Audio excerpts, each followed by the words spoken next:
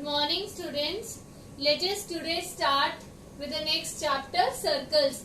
As you have learned in your junior classes that a circle is collection of all points in a plane which are at constant distance from fixed point. That fixed point is center and the constant distance is radius of the circle. Also in your earlier classes you have studied what is radius, what is circumference of a circle, what is sector, what is arc of a circle. Now let us revise what you have learned in your 9th class, some properties of circle. सबसे पहले हम 9th class की properties revise कर लेते हैं जो हमने circles के लिए पढ़ी थी.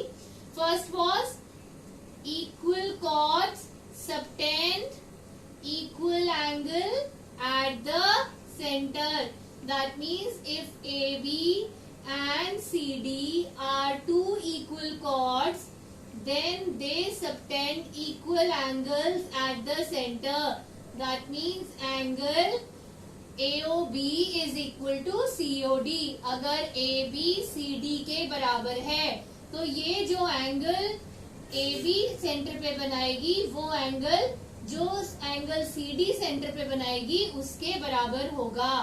Angle 1 is equal to angle 2. और इसका converse, chords which subtend equal angle at the center are equal in length. ये हमने एक प्रॉपर्टी पढ़ी थी. सेकेंड प्रॉपर्टी हमने क्या पढ़ी थी इसकी? chords, equal chords are equidistant from the center. जो chords equal लेंथ की होती है वो सेंटर से बराबर डिस्टेंस पे होती हैं. सेंटर से डिस्टेंस का मतलब परपेंडिकुलर डिस्टेंस, तो ये भी परपेंडिकुलर डिस्टेंस. तो सेकंड जो प्रॉपर्टी हमने मेन पढ़ी थी वो क्या पढ़ी थी कि अगर if AB is equal to CD है, अगर कॉर्ड्स इक्वल हैं तो OM is equal to ON होगा. If chords are equal, then they are at equal distance from the center. That means मान लो अगर AB और CD 6 सेंटीमीटर के हैं और अगर AB O से 4 सेंटीमीटर की दूरी पर है तो CD भी O से 4 सेंटीमीटर की दूरी पर होगी. और इसका converse, chords which are equidistant from center are equal in length. अगर chords बराबर डिस्टेंस पे है तो उनकी लेंथ भी सेम होगी.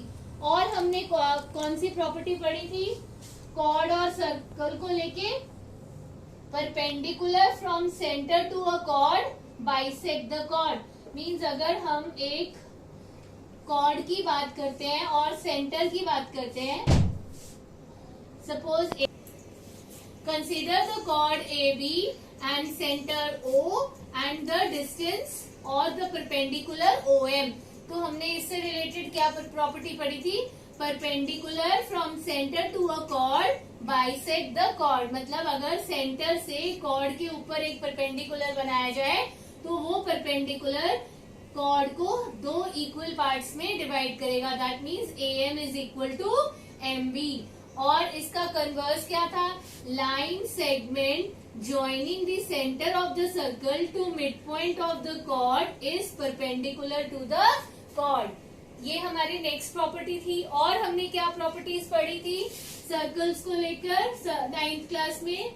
एक और प्रॉपर्टी भी आपने पढ़ी थी, that an angle inscribed by a circle or made by a circle by an arc at the center is double the angle made by the same arc on the remaining part of the circle. हम उसको क्या कह सकते हैं? Central angle is double the inscribed angle. ये property भी पढ़ी थी हमने. Angle AOB is equal to twice angle ACB. और प्रॉपर्टी हमने क्या पढ़ी थी इसकी? That angles in the same segment are equal. Means अगर ये हमारे पास दो एंगल्स ACB है और दूसरा एंगल APB है तो अगर वो सेम आर्क से बने हुए हैं तो angle ACB is equal to angle APB. Angles in the same segment are equal. और हमने क्या पढ़ा था? That angle in a semicircle is right angle, जो कि central angle is double the inscribed angle की प्रॉपर्टी थी. क्या था वो? Angle in a semicircle is right angle. और हमने क्या पढ़ा था? साइक्लिक क्वाड्रिलेटरल से रिलेटेड भी एक प्रॉपर्टी हमने पढ़ी थी. क्या पढ़ी थी वो? That sum of opposite angles of a cyclic quadrilateral is 180 degree. Means अगर एक क्वाड्रिलेटरल है जिसके वर्टिसेस सर्कल पे लाई करते हैं, तो A plus C, angle A plus angle C is equal to angle B plus angle D. Now we are going to study about a line and a circle. अगर हम देखें एक लाइन को और एक सर्कल को स्टडी करें, तो there arises 3 cases. There is a line and a circle. First case is this, that there is no common point between the line and the circle, or we say that the line is not intersecting or touching the circle. Now the second case which we are going to study is line intersecting the circle at 2 points. That means there are 2 points which are common to the line and to the circle. ये जो point A है और point B है, ये line पे भी लाई करता है और सर्कल पे भी लाई करता है. तो इसको हम बोलते हैं सीकेंट.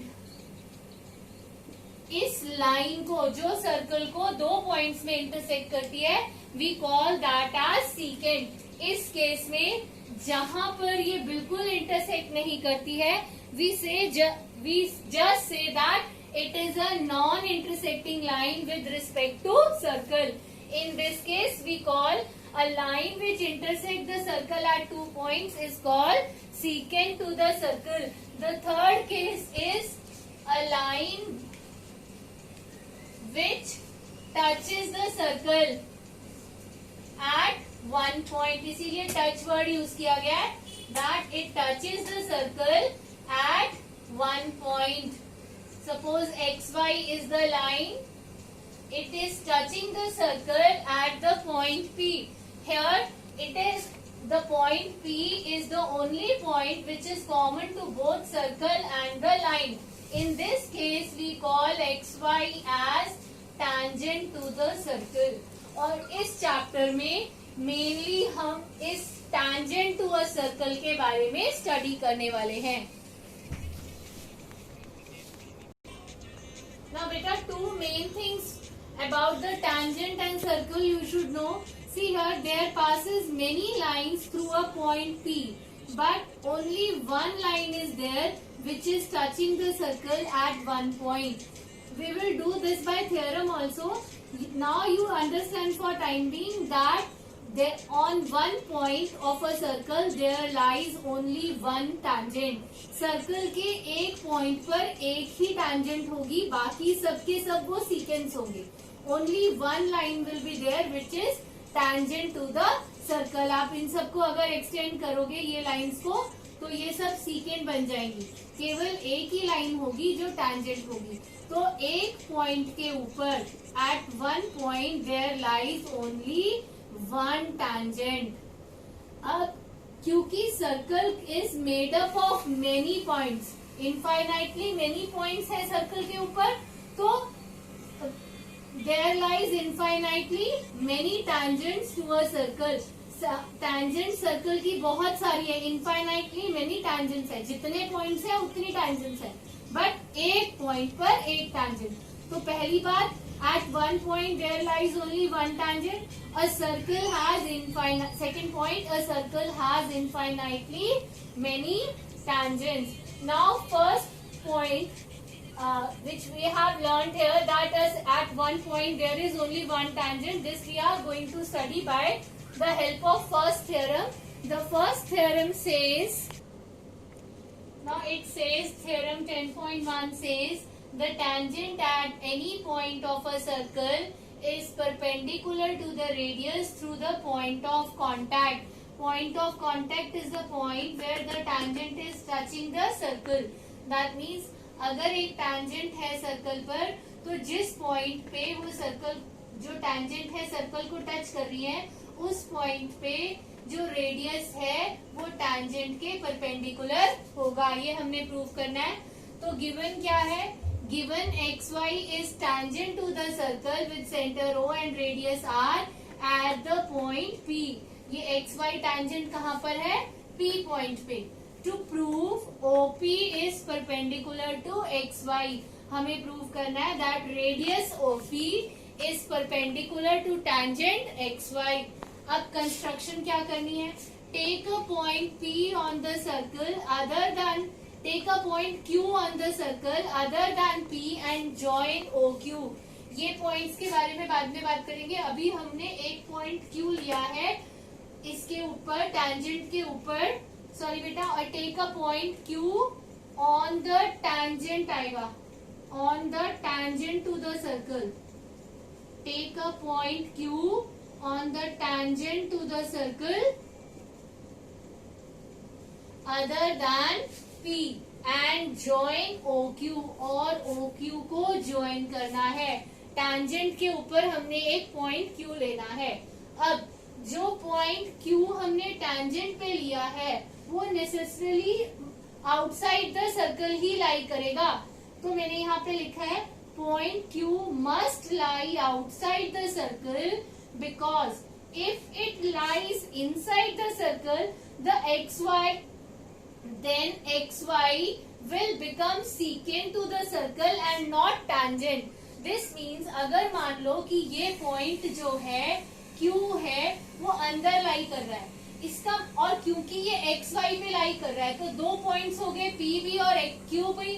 तो दो पॉइंट अगर कॉमन हो गए लाइन के तो वो लाइन क्या हो गई, सीकेंट हो गई। तो इसका मतलब जो Q है वो सर्कल के बाहर ही लाई करता है। नाउ नेक्स्ट पॉइंट इज,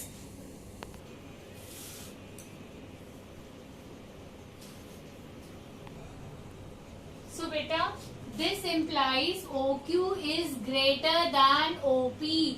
अगर Q बाहर लाई कर रहा है तो जो ये रेडियस से बड़ा हो गया, क्योंकि OP रेडियस है और Q सर्कल के बाहर लाई कर रहा है, तो OQ is greater than OP and it is true for all points S, R etcetera lying on XY।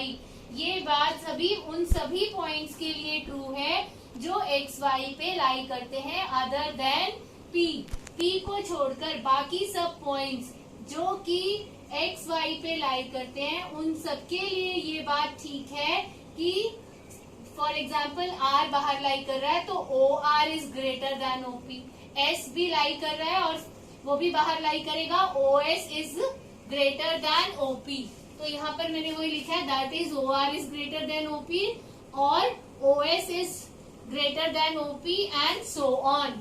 This implies of all line segments from O to XY OP is the shortest. इसका मतलब इन सभी line segments में से सबसे छोटी line segment कौन सी है, OP है। और आपने ये 9th क्लास में पढ़ा हुआ है कि जो लाइन सेगमेंट सबसे छोटी होती है that is perpendicular that to that line. This implies OP is perpendicular to XY। बेटा आपने 9th क्लास में ये चीज पढ़ी हुई है कि अगर एक लाइन है और एक पॉइंट है, अगर हम इसके ऊपर लाइन के ऊपर इस पॉइंट P से लाइन L के ऊपर पॉइंट P से बहुत सारे लाइन सेगमेंट्स बना ली, एक लाइन सेगमेंट ये भी बनाया है जो परपेंडिकुलर है, बाकी सारे लाइन सेगमेंट बना लिए, जैसे मैंने मार्क कर दिया ABCD, ये एक मैंने परपेंडिकुलर बनाया, बाकी सब भी जस्ट ज्वाइन करके लाइन सेगमेंट्स बनाई। तो अगर हम देखें hypotenuse is the longest side, तो इस ट्राइंगल में PD जो है वो PC से बड़ी है, ये वाले ट्राइंगल में PM जो है वो PC से बड़ी है, PB वो PC से बड़ी है, PA वो PC से बड़ी है। तो इसका मतलब ये PC लाइन जो कि परपेंडिकुलर है L के वो सबसे छोटी लाइन है। तो एक पॉइंट से अगर बहुत सारी लाइन सेगमेंट्स एक लाइन L पर बनती हैं, तो जो सबसे छोटी लाइन सेगमेंट होती है वो कौन सी होती है, perpendicular. So this implies OP is perpendicular to XY। और ये केवल एक ही लाइन सेगमेंट होती है। अगर हम यहाँ से इसके ऊपर बात करें, ये केवल एक ही लाइन सेगमेंट होती है। सभी के सभी में से जितनी भी लाइन सेगमेंट यहाँ से इसके ऊपर आएंगी, केवल एक ही होगी जो परपेंडिकुलर होगी।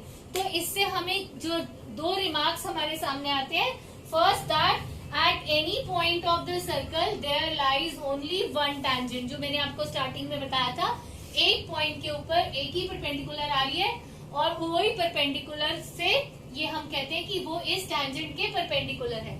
और दूसरा पॉइंट हम जो रिमार्क है वो ये है कि ये जो समटाइम्स देखिए बेटा, ये जो रेडियस है ये किसी लाइन का पार्ट है।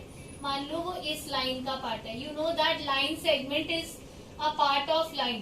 तो मान लो ये लाइन एम का पार्ट है, ये रेडियस, तो इस लाइन को हम नॉर्मल भी कहते हैं। सो रिमार्क जो आपकी बुक में थ्योरम के नीचे सेकंड रिमार्क दिया हुआ है, the line containing the radius through the point of contact is also sometimes called the normal to the circle at that point. Radius हम कहते हैं परपेंडिकुलर टू द सर्कल है, और रेडियस जिस लाइन का पार्ट है उस लाइन का नाम नॉर्मल कहलाता है, नॉर्मल टू द सर्कल।